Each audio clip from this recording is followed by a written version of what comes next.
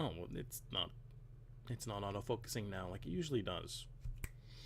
Fantastic. Howdy, my name is Stee, and welcome to a little thing. I just came back from seeing The Hobbit, the third one, the Battle of the Five Armies, and I decided that I had to make a video. I wasn't going to because I haven't made a video about the other two or anything like that, but I had to. I just had to. So first of all, let me just point out that this section is not going to, there's no spoilers in this little bit. Eventually I will move on to spoilers, and I'll put a little thing, that's the wrong finger, a little thing up there to say spoilers. By which I mean I'm going to basically pick out a couple little things that really got to me. So, let's start off with a regular little review of the movie. It's 2 hours and about 50 minutes long or so, and you don't actually feel the length of the film, which is, it's a credit to, the fact that it's, the third film, it's the final act of everything that's happening, and you don't actually feel the length of it. So I was quite happy with that. Very well paced, very nicely shot, all the rest. Let me just check my notes here. I didn't actually write that part down. I only have the angry parts written in my phone. So let's let's move on. If you enjoyed the last two movies, I say go see this movie regardless. Even if you're just a tangential fan of the Lord of the Rings series like I was, although I really liked them, I wasn't overly hyped up about the Hobbit movies, but I still went to see all of them. I'm okay with them. It's fine. Whatever. Very CG heavy, obviously, because they've obviously figured out that it's a lot more cost effective to CGI in all the orcs instead of having thousands of extras and all that armor and all that gear. It's also an awful lot safer, less people swinging around real life swords, so that's fine. Everything's very shiny though. Yeah, that really gets to me. Especially Legolas. He has an aura. He has an aura going around, just glowing face, and also you can see the contacts. It's real noticeable when it gets in close. You can see the flat blue kind of turquoisey color. I just noticed it towards the end when it zoomed in on his face when he was talking to. Begins with a TH and it ends in real, but I don't remember the other little bits in the middle. It's the female elf. In fact, the only other female elf, except for possibly Kate Blanchett. We don't know because she has magics and stuff. I don't know. Is she an elf? Is she a witch? I don't care. Don't ever tell me. From this moment, I'm gonna put up the wrong finger again. This one. From here on in, it is spoilers. It is also what is focusing. I'll never move my hands again. I swear. Please don't hurt me, camera. Please. I have a family. And chickens. I have 2 chickens. Don't kill me because of my chickens. So, spoilers. This is my best part. This is my favorite part. As I say, now the movie itself is fine. It has a nice pace to it. It's fine. I was actually going to let it away with it. I was going to just walk out of that movie saying, you know what? That's a competent movie. That's fine. But then all the Deus Ex Machina happened at the end of the movie, and it really got to me. Deus Ex Machina, basically, in a theatrical term, means it came from back when Greek tragedies, when they used to basically pull up a guy pretending to be God out of the floors, and he would basically give all the exposition and close off all the conflict with just saying, oh, maybe you shouldn't do this, maybe you should do that. Everything is resolved in 4.5 seconds. It happened an awful lot in the in like old 60s cartoons and stuff like that. Stuff just gets solved in the last 2 minutes of the cartoon. So that's basically what Deus Ex Machina means. But in this case, I'm going to call it Eagles Ex Machina. Eagles. Remember the big eagles that we all yelled about for the Lord of the Rings movies, as in, why didn't they just write the eagles? Okay. So not only is it Eagles Ex Machina, it's eagles carrying bears Ex Machina. Yes, you heard me correctly. The big massive eagles fly in when all hope is lost. They fly in over the hill because for some reason the crazy brown wizard guy with the poop in his hair isn't dead. Okay, it's fine. It's fine. He's a wizard. It's fine. It's cool. You can do whatever you want. Then they fly in over the mountains, and I started to laugh at that point. I was like, oh my god, they're doing the eagles thing again. It's always the fucking eagle. The eagles always just come in the last second to help everybody out. But then the eagles dropped some fucking bears. The eagles just dropped a bunch of bears they were carrying into the middle of the fight. It was amazing. Also, completely CGI'd Billy Connolly. He shows up as Thorin's cousin, and completely CGI'd. Not just like this part of his face is real or anything like that, and just they digitized on extra hair and stuff.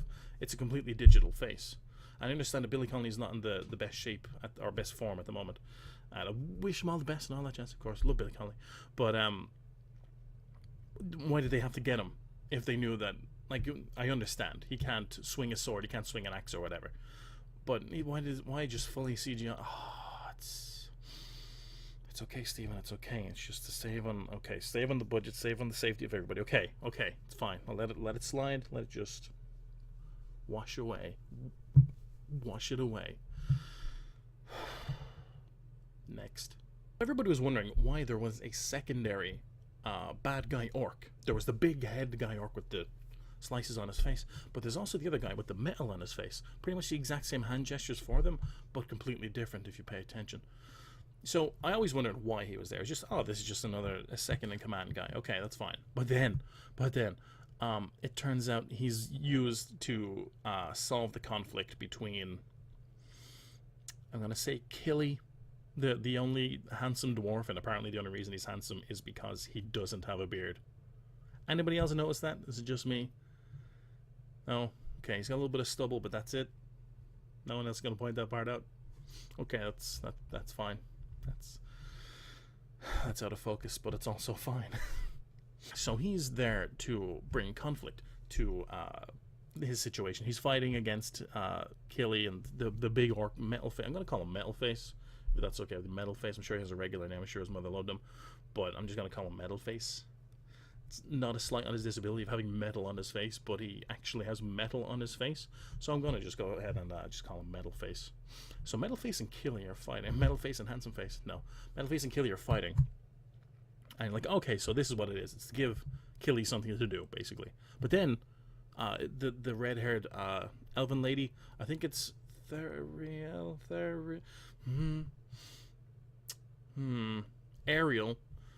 That's her new name. So Ariel comes in, and she's like, "Oh my God, Killy, you're still alive! Oh, that's fantastic! Yeah, good, fantastic! Let's go beat the crap out of this guy." But he can't. Killy tries to find him to protect his love and kill him, but he doesn't. He ends up dying. So then she goes, "Ooh, you bad Metal Face, you!" Exact lines from the movie.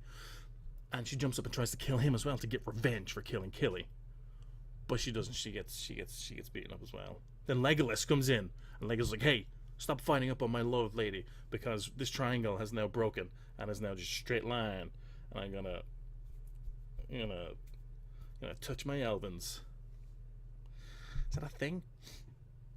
So then Legolas goes up and he fights him on this like fallen watchtower thing, and it's really cool and all the thing. And I went to see this with my father, and there's a part in it where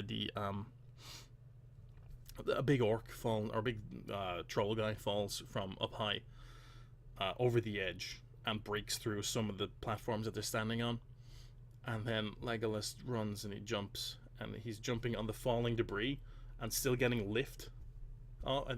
Newton's laws of, every action has an equal and opposite reaction. So him pushing down on the brick in midair, he can't he can't jump.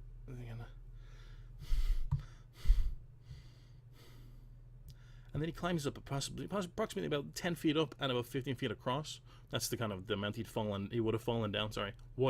Physics, fallen down, and then he just jumps up along these things that are also falling, that don't give him any push off the ground. But that's okay. It's okay. It's just a fantasy world. It's okay. It's just a fantasy world. Okay. Okay. So then he dies. And that's nice, I guess. So then we go on. This, of course, is all happening in the last 20 minutes of the movie. Everything was going fine up until this point. Oh, also, I wore my watch to the movie because I had a feeling, and I just wanted to make sure. This right here, you can't really see it, actually, can you? I'm going to turn on the light on it. There you go, it's zoomed in. There you go. 2 minutes and 44 seconds and 30 milliseconds. That is the collective amount of time that Smaug.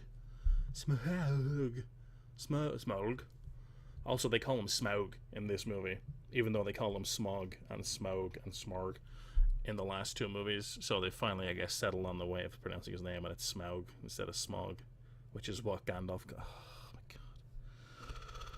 God. I get it, it's okay, different dialects, it's fine. Some people say potato, some people say potato, some people say tomato, some people say no thanks, that's gross. So 2 minutes and 44 seconds and 30 milliseconds is how long Smog was on the thing, and that was of course in the first 5 minutes, and 10 of those seconds was actually him dead. So, sorry to ruin that for you, I guess. If you're only going there to see Benedict Cumberbatch go. It's the only reason anybody goes to any movie, isn't it? Thorin and Scratchy Face are fighting, and for some unknown reason, they're fighting in a frozen lake, but that's fine because it's kind of the frozen area or whatever that they're in. They're in a mountain, so it's cold, I guess. So they're fighting, and Scratchy Face is swinging around. It's a long chain with a big massive rock at the end of it. I don't actually know where it came from. I was paying attention, and I was kind of tracing it back in my head after I saw him swinging it. I was like, where the fuck did he even get that thing from? There was nowhere around him that had chains in concrete. But okay, that's fine. But it wasn't an actual mace, like a swingy mace thing. It was just just a chain with a big block at the end of it. He starts swinging on the people. That's okay. Swinging this big massive thing on him. He's hoofing over his arm, and it's really slow and really lungy, whatever. And Thorin's just running around and ducking under it and all the rest, and being all smooth and skillful and sly. And I saw him one time do a kind of a little bit of a slide. And I was like, wow, this is great. You literally have a blade for an arm. He literally has a blade for an arm. From just above his elbow, it's gone. There's no arm there. There's no arm there. It's replaced with a giant blade. You know, blade. If I just walk at him like this for like 15 minutes, just keep doing it. You'll eventually hit him instead of going and swinging the big massive rock thing. The way that Thorin wins this little fight that they're having is, he's like, oh, I just realized a strategy, because I'm no longer insane, because I for some reason went insane for 2 seconds, and all of a sudden dragon sickness is a thing that nobody mentioned, but okay, it's fine. It's fine, it's okay, it's a fantasy world, there could be dragon sickness, who knows? I don't really know any dragons personally, so I can't actually tell whether or not they have some kind of disease, but that's fine. That's fine. So he's making him swing around, and you don't really pay much attention to it until you start to realize that the cracks are all kind of joining in together, like, oh, he's trying to make a big circle around him so it'll fall into the water. This is a genius idea. He's going to get him. He's going to get him. It's going to be great. It's going to be great fine landing. He's going to be scratching at the thing, and oh, it's going to be so awesome. But no, what happens is Scratchy Face swings the thing instead of using his fucking blade hand, and it gets caught. It gets stuck in the ice. And do you know how we know it gets stuck in the ice? Because he goes like this. No, that's stuck there. You know. No, it's stuck. I'm just gonna keep pulling on this chain instead of using my blade hand on your fucking face. Thorin notices that they're on a completely separated piece of ice within this big massive lake, because apparently they're on a big massive lake, but that's okay, it's fine. It wasn't actually mentioned. It was actually a complete frozen lake, but just kind of came out of nowhere, but that's okay. Thorin does is, while he's still going,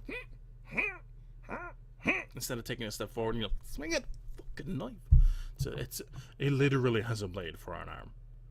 Thorin just decides to jump back about 2 feet. He just goes, and that little 2 feet gap is just over the edge of where the ice is. So you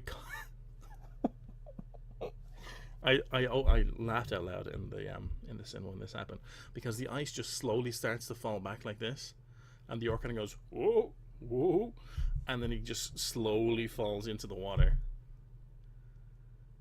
You know, instead of like maybe swinging around his blade arm and trying to catch into the ice, or maybe letting go of the chain and grabbing onto the edge of the ice. Maybe there could have been a very kind of Lion King-esque Mufasa moment, and he's kind of holding on. He's like, help me. He's like, yeah, I'm not going to help you because you're going to just be a dick about it all. And he just kills him that way, but no, that's fine. So he slowly falls into the water. You're like, oh, what a very kind of anticlimactic ending. I'm not very happy with that. That's kind of terrible. And then Thorin kind of goes, then you look at the top of the ice, you can see something floating underneath the ice, and you're like, oh, that's a dead body floating along underneath it. Oh, okay, that's going to make a thing out of this, and it's going to be very symbolic of him flying towards the edge of the waterfall, because apparently that's what it is now. But that's fine. Okay, it's fine. It's going to be a very symbolic moment of getting rid of the evil in the world, and then the sun will rise up and it'll look just fucking absolutely amazing. But instead it cuts to Scratchy Face's face under the water, and he's just floating up the water with his eyes still open, so just like this. And then he closes his eyes. You see, the camera stays on him and he floats up like this. Then he closes his eyes when he gets to about here. And for some reason, somehow, he's no longer affected by the underwater current, which is apparently pushing him along. And he just stays there with his eyes closed. And then the music goes quiet. And then he goes. And then the music goes. BAM! You're like, oh my god, what a big fucking shock. I mean, he was just able to close his eyes on his own. Then that means that he's just going to be able to open his eyes again. And then he jumps out of the water. He leaps out of the water. He leaps out of the water, which apparently was too deep for him to stand up in to save himself a minute ago. So he jumped. That was a table, not my ass. I can't make the sound again. I can't prove that it wasn't me farting. It was the table, but it's okay. It's fine. He jumps out of the water with nothing under him, and he leaps. Like he leaps. He jumps up out of the water, and he goes, "Oh, okay. I've leaped forward a little bit." But you know, he was under the water. It's okay, physics. It's okay. It's a fantasy world. Okay, I get it. Physics isn't real. I mean, the people were just able to jump up on all those logs a minute ago, and Legolas was able to climb up all those things, and those guys were in those barrels for 6.5 hours because apparently rivers are really that long, and Legolas was jumping on around the place shooting arrows at orcs in the first movie because he's just able to do it all the time, because unless he's in some kind of serious danger, he can just fucking jump and flip himself out of any situation at all, which is exactly what happened at the end when he killed the orc finally on that really long bridge, when he just jumps up over the top of him, does a somersault over him, grabs into the back of his head and sticks a sword into the top of his face, and then he does a double flip backwards and falls backwards as the bridge they were standing on just explodes and falls into the water. I couldn't have done that like 25 minutes ago and just seen a lot of time. Deus Ex Machina, people. Legolas Ex Machina. That's, yeah, that'll do it. And so concludes my The Hobbit, the Battle of the Five Armies little review there. Thank you very much for sticking around and watching. If you have stuck around this long, it's been fun, I will admit. As I said, the movie was good. It did feel like the third act of a movie. You did not feel the length of it, though. You did not feel the 2.5 hour length, even with the silly things that happen at the end. And again, those are nitpicking things. That's fine by me. It's not an attack on any of the source material. It's not an attack on any of the actors themselves. It's not an attack on the director himself. I don't care about that shit. It was an attack on the silly things that happened for no reason at all. Please don't bring up the Eagles again. Believe me, I've had several dozen people explain to me about the Eagles and that they're a separate tribe, and in the original movies, that's what Gandalf's original plan was when he fell off the Balrog thing, and he said, "Fly, you fools." He actually literally meant flying, as in you're going to go meet the Eagles at the top of the mountain, but that's okay. It doesn't matter. I understand the Eagles are a thing. They don't always help people. That's fine. Please don't mention the fucking Eagles. Because it wasn't the fact that the Eagles came in. That's fine. I'm glad they came in. They helped with the fight. It was the fact that they were carrying bears. They were carrying bears. Anyway, thank you very much for watching. It's been an absolute pleasure yelling about this movie with you. Thanks. It's been a while since I've actually done a movie review, so it feels nice. What I will be doing for the end of the year is actually doing kind of like a little recommendation list of movies that I didn't see in the cinema, or that I have seen in the cinema, sorry. Movies that you wouldn't expect to be good, basically. Pleasant surprises is what it's basically going to be. But Pleasant Surprise of 2014. But that'll be coming out towards the end of the year, so we're talking maybe the 30th of January, or 30th of January, 30th of December, 31st, or whatever. So thank you all for watching. It's been an absolute pleasure. If you like what you see, please subscribe. I've got like 87 videos now, so sit back and relax and enjoy them all. Bye now.